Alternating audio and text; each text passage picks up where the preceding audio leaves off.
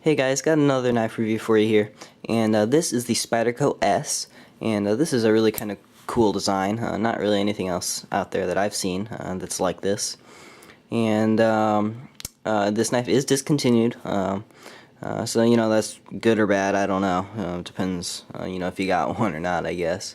I like the Spyderco. It goes through their models and brings things in and out a lot though.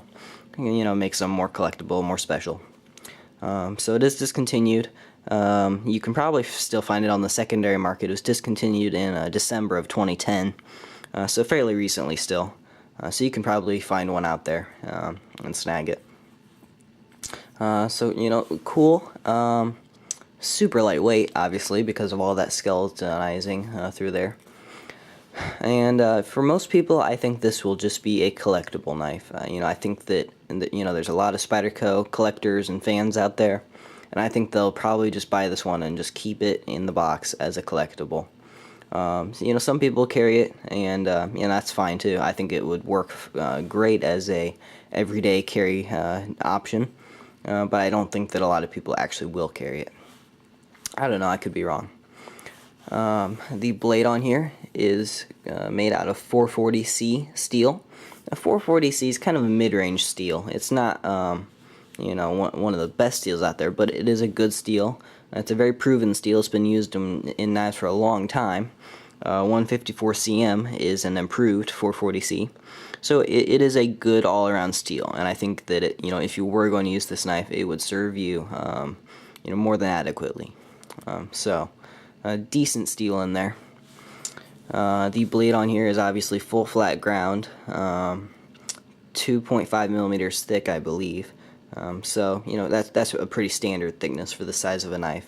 Comes razor sharp out of the box, very sharp, and will cut very nicely. Obviously, though, if you're cutting stuff, you may get stuff kind of stuck in those holes. And have to wash that out. I don't know. Now, the lock on here is a compression lock. You see the compression lock a lot in other Spyderco models, such as the paramilitary, the Super Hawk, Super Leaf. The Super Leaf's newer, I think. This is a little bit thinner liner than those models, because you don't need as much strength in this little knife as those larger ones. But just standard compression lock.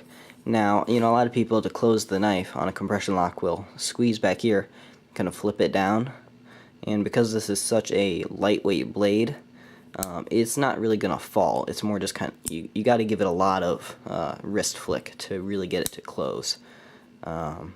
It's not gonna just fall on its own weight.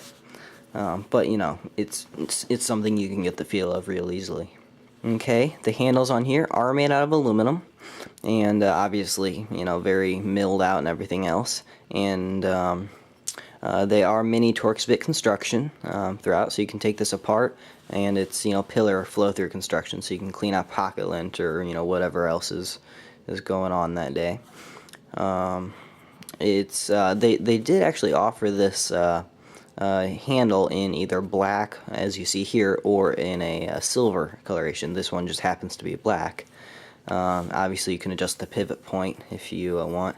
Out of the box, it came rock solid, lock up as I would expect from Spyderco. There's your lanyard hole. Now the clip on here is right here. It's tip up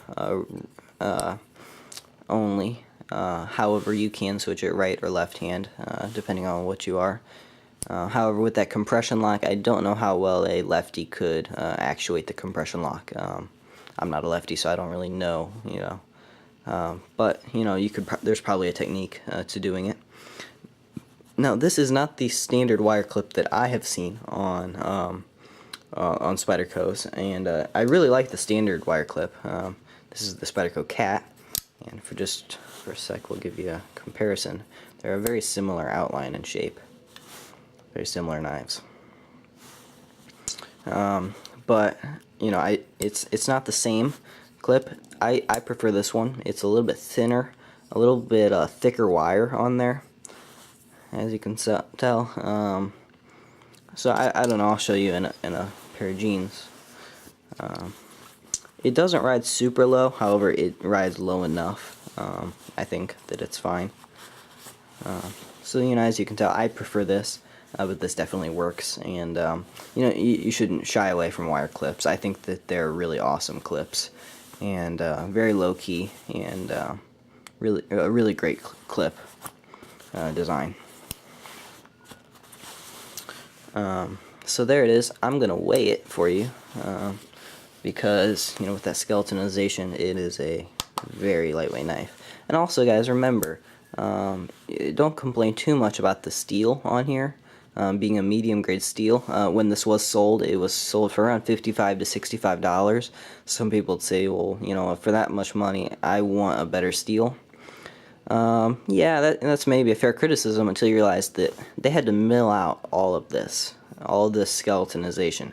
That's why in some more budget knives, such as maybe like the Rat 1 folder, they don't skeletonize the liners. That's at least one reason, is that they're saving cost, not milling that out. They had to mill all this out, so that's adding cost right there in machining. And don't kid yourself, machining's not cheap. You have to pay people man hours to do that.